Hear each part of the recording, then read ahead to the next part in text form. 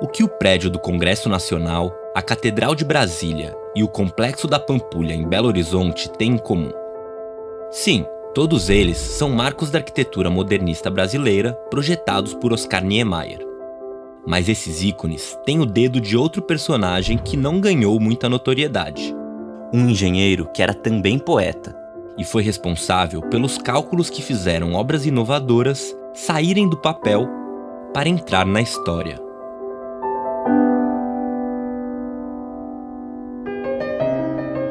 Nascido em 1897, Joaquim Moreira Cardoso foi um recifense de dois ofícios. Seus cálculos estruturais forneceram soluções que permitiram a construção de monumentos da arquitetura que hoje estampam cartões postais no Brasil. Mas o rigor matemático também se aplicava à elaboração de seus poemas. Uma escrita que conquistou personalidades como João Cabral de Melo Neto, Manuel Bandeira e Carlos Drummond de Andrade. Essas duas ocupações se entrecruzam na trajetória de Joaquim Cardoso. E para contar essa história, é preciso voltar à década de 30, quando o jovem recifense se formava na Escola de Engenharia de Pernambuco. Cardoso havia trabalhado como cartunista no Diário de Pernambuco e nos anos 20 foi editor da Revista do Norte, publicação que imprimiu seus primeiros poemas. Com o diploma na mão, o pernambucano assumiu um emprego na Diretoria de Arquitetura e Construção do Estado, comandada na época pelo arquiteto Luiz Nunes. A aproximação com o modernismo refletiu em seu olhar para a arquitetura, e na nova profissão, a união dos trabalhos de engenheiro, poeta e crítico de arte marcaria suas obras. Essa convergência de saberes ganhou forma na construção da Escola Rural Alberto Torres, ainda em 1936. Com arcos e vigas horizontais que sustentavam as rampas de acesso, o edifício já demonstrava a assinatura modernista do engenheiro, mas suas maiores contribuições para a arquitetura brasileira ainda estavam por vir. Em 1940, Cardoso se mudou para o Rio de Janeiro e foi trabalhar no Serviço do Patrimônio Histórico e Artístico Nacional. Foi no novo emprego que ele conheceu uma figura que mudaria sua carreira. Um personagem que o faria alçar voos inimagináveis dali para frente.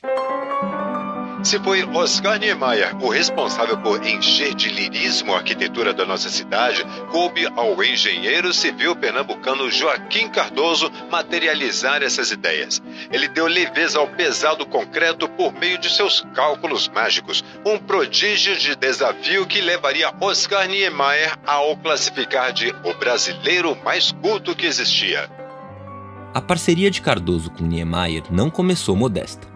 A primeira contribuição do poeta engenheiro foi a criação do projeto estrutural da Igreja da Pampulha em Belo Horizonte, inaugurada em 1943. A obra foi o embrião da associação com o arquiteto.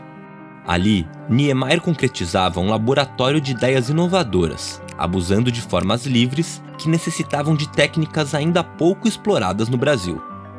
Para isso, um engenheiro de verve artística como Cardoso caiu como uma luva.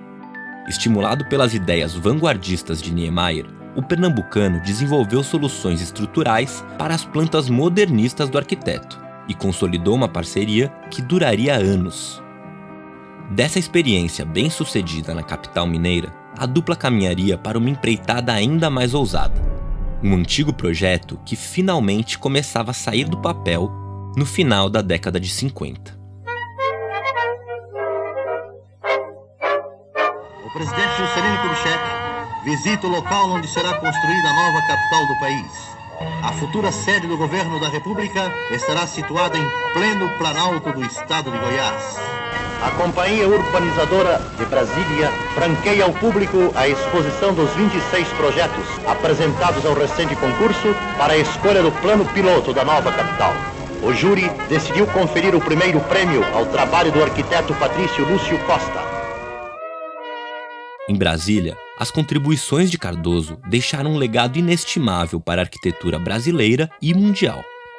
Da união de arte e engenharia, ele fez com que os ousados pilotis projetados por Niemeyer saíssem do papel para sustentar as estruturas que hoje abrigam os poderes da República. Os cálculos do recifense puseram de pé o Congresso Nacional, o Edifício do Supremo e o Palácio do Alvorada. Suas soluções estruturais também tornaram possível a construção da Catedral de Brasília e do Palácio do Itamaraty.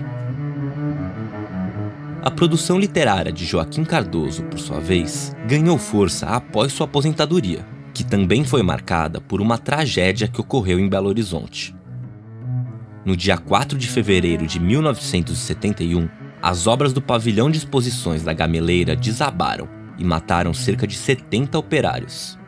Denunciado, o engenheiro provou que não houve erro de cálculo e que o acidente havia sido fruto de descuidos na remoção das estruturas. É possível que esse evento tenha contribuído para um relativo esquecimento do pernambucano nos livros de história. De qualquer forma, é difícil negar que suas contribuições inovadoras, em convergência com as ideias vanguardistas de um ícone da arquitetura, tiveram um papel central no fortalecimento da identidade cultural do país. Uma união que transformou poesia em matéria, projetos em obras de arte. Se Cardoso costumava se referir aos escritores Manuel Bandeira e João Cabral de Melo Neto como arquitetos da poesia, para Niemeyer, o engenheiro reservou o título de arquiteto-poeta. Uma síntese dessa união entre arte, poesia e matemática é bem expressa pelo recifense num poema dedicado ao homem que o levou a Brasília.